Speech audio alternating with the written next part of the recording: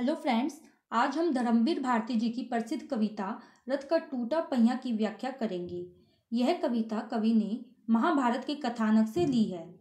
जब महाभारत में अभिमन्यु के सारे अस्त्र शस्त्र नष्ट हो जाते हैं, तब रथ का टूटा हुआ पहिया अभिमन्यु के काम आता है। उसी तरह से कवि यह कहना चाहता है कि समाज का जो उपेक्षित व्यक्ति है, जिसका समाज में कोई महत्व नहीं है, लेकिन समय आने पर वह काम आ सकता है, और इसलिए कवि ने रथ के टूटे हुए पहिए को उपेक्षित व्यक्ति यानी जिसका समाज में कोई महत्व नहीं है, उसका प्रतीक माना है। तो आज हम रथ का टूटा पहिया की इसी व्याख्या को करेंगे। तो चलिए शुरू करते हैं। मैं रथ का टूटा हुआ पहिया हूँ, लेकिन मुझे फेंको मत। क्या जाने कब इस दुरूह चक्रव्यूह में अक्षौहिणी सेनाओं को चुनौती देता हुआ कोई दुस्साहसी अभिमन्यु आकर घिर जाए।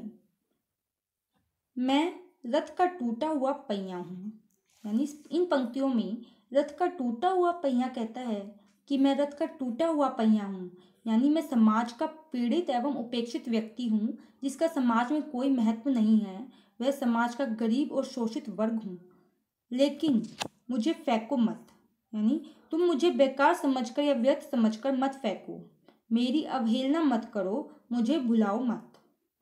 क्या जाने कब इस दुरूह चक्रव्यूह में, या न जाने कब इस दुरूह चक्रव्यूह, दुरूह होता है बहुत ही कठिन, चक्रव्यूह यानी विपरीत परिस्थितियां, यानी कि न जाने कब मैं ये जो विपरीत परिस्थितियां आएगी तो मैं इस समाज के काम आ जाऊं।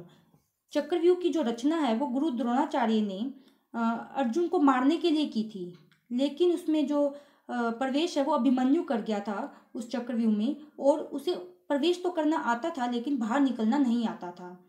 तब जो कौरव सेना के जो 7 बड़े बड़े योद्धा थे, उन्होंने अभिमन्यु को घेर लिया और उसके जो सारे अस्त्र शस्त्र थे वो नष्ट कर डाले थे। तब जो वीर अभिमन्यु है, उसने रथ के टूटे हुए पहिए को अपना अस्त्र बनाया और शत्रुओं का सामना किया। तो उसी तरह से जो समाज का उपेक्षित व्यक्ति है वो यह कहता है कि न जाने कब समाज में विपरीत परिस्थितियां आ जाएगी, तब तुम्हारा साथ कौन देगा? वही देगा जो जिसे जो है समाज से निकाल दिया गया है, जिसका समाज में कोई महत्व नहीं है, यानी वो गरीब, निम्न, उपेक्षित मानव जो है समाज के लिए सहायक हो सकता है। अक्षौहिणी सेनाओं को चुनौती देता हुआ, अक्षौहिणी सेना होती है, सभी प्रकार की सेना आ जाती है इसमें, चाहे वो पैदल सेना हो, घुड़ सेना हो या हाथी सेना हो, हर तरह की सेना, यानी कि अक्षौहिणी सेनाओं को चुनौती देता हुआ, यानी कि हर तरह की सेनाओं को चुनौती देता हुआ कोई दुस्साहसी अभिमन्यु आकर घिर जाए। दुस्साहसी यानी बहुत अत्यधिक साहस वाला जो अभिमन्यु है वो आकर घिर जाए, अर्थात समाज का कोई मानव विशिष्ट, यानी कोई विशिष्ट मानव आकर ये जो इस चक्रव्यूह में यानी विपरीत परिस्थितियों में आकर घिर जाए, तब कौन साथ देगा?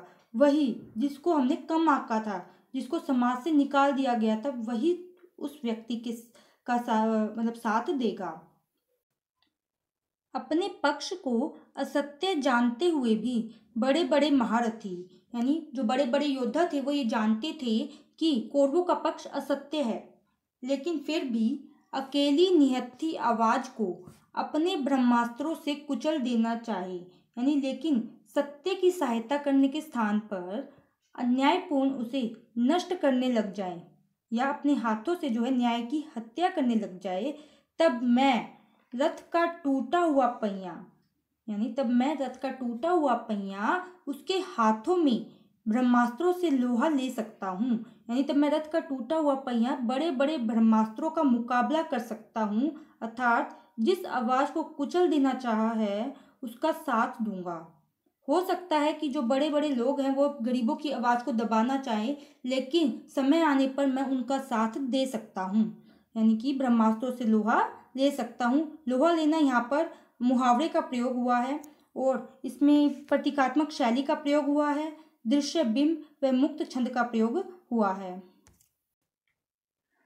मैं रथ का टूटा पहिया हूँ, इन पंक्तियों में रथ का टूटा पहिया कहता है, यानी कि उपेक्षित व्यक्ति कहता है कि आज के समय और स्थान से मैं अलग थलग हो गया हूँ। तुम समझते हो कि मेरा समाज में कोई उपयोग नहीं है, तो मैं किसी के काम नहीं आ सकता, लेकिन मुझे फेंको मत। तुम मुझे बेकार और अनुपयोगी समझकर मत फेंको। तुम जरा मेरे महत्व को समझने का प्रयास करो।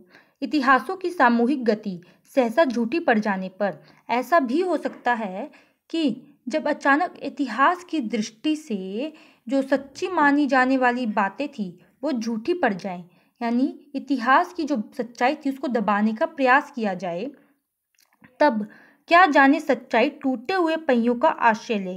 यानी हो सकता है कि तब जो सच्चाई है वो उपेक्षित और व्यर्थ समझे जाने वाले व्यक्ति का सहारा ले। अर्थात कवि इसमें यह कहना चाहता है कि समाज के शोषित वर्ग को भी समाज निर्माण में समुचित अवसर मिलने चाहिए। हो सकता है कि आने वाले समय में सच्चाई शोषित वर्ग का ही सहारा ले। अतः जनता की इस उपेक्षित शक्ति का हमें सम्मान करना चाहिए, निरादर नहीं करना चाहिए। तो ये थी आज की हमारी छोटी सी कविता। Thank you.